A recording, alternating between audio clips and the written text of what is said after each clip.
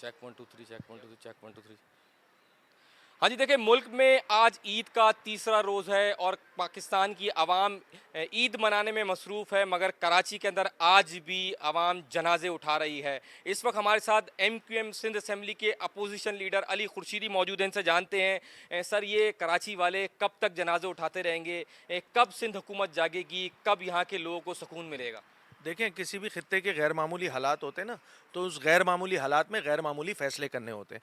Track record मौजूद है, 15 सालों से लॉ एंड ऑर्डर, अमन व अमान की सूरत हाल बहुत ही ख़राब से ख़राब तर होती जा रही है। पहले ईद बकरीद में थोड़ी आवाम को रिलीफ मिलता था, अब तो ईद और बकरीद लोगों के जो है वो उन्होंने जो है वो लोगों के घरों में मातम लगा दिया है। एक्स्ट्रॉर्डनरी सूरत हाल है। पुलिस जो है वो बिल्कुल इनके जो लॉ एंड ऑर्डर की सूरत हाल को कंट्रोल करने में मुकम्मल तौर पे नाकाम हो गई है। आईजी हों, डीआईजी हों, एसएसपी हों, ये अपने ठंडी मशीनों वाले रूम से निकल के लोगों रोड्स पर आएँ, अमन व अमान की सूरत हाल कंट्रोल करें। और अब इनसे हो नहीं सकता, क्योंकि 15 सालों से अगर चीज़ें बेहतर होनी होती तो हो चुकी होती। तो कराची की सूरत हाल को थोड़ा सा रियासत पाकिस्तान और उनके इदारों में, तो आर्मी चीफ से डिमांड करूंगा कि भाई इस कराची की सूरत हाल पे जो है वो नोटिस लें। यहाँ पे लोग गाजर मूली की तरह काट दिए जा रहे हैं, मार दिए जा रहे हैं। 10,000 20,000 कराची कराची की आवाम की जो जान है उसकी कीमत लग रही है। इस सूरत हाल को देखने के लिए अगर रेंजर्स को इख्तियारात देने तो उनको दें। पुलिस से एक चीज़ कंट्रोल नहीं हो रही है, सबको नज़र आ रहा है कि पुलिस जो है वो खुद मुलविस है। बहुत सारे ऐसे वाक़यात हैं जिसमें शॉर्ट टर्म किडनैपिंग है, दीगर मामला है, उसमें खुद पुलिस इन्वॉल्व है। तो इसका मतलब ये है कि पोलिटिसाइज की गई है ना, तो जिसने की उनको भी पकड़ें। इस सूरत हाल में जिसमें कराची जो है वो ब्लीड कर रहा है। कराची रेवेन्यू इंजन है, इसको ठीक करने की जिम्मेदारी सिर्फ इधर की नहीं है।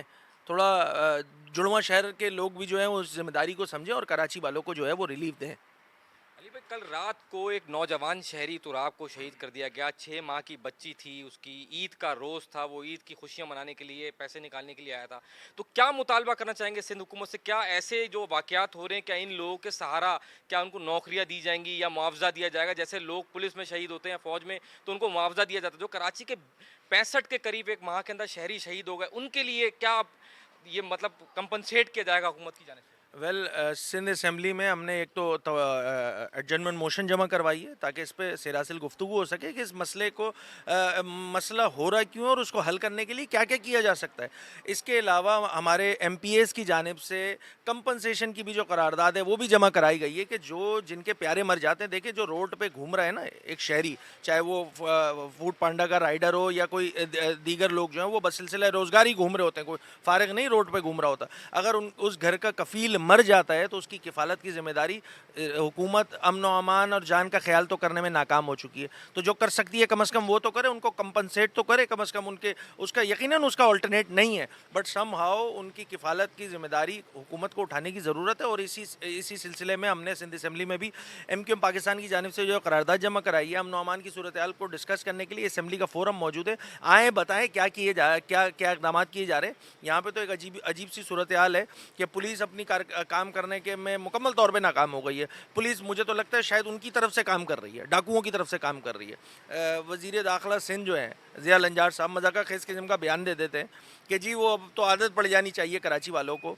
तो ये मतलब नॉन सीरियसनेस शो होती है, ओनरशिप ना होना शो होता है। भाई कराची वालों के हवाले करें, ये मसले को 6 महीने में निमट जाने, सारे मसले ख़त्म हो जाने।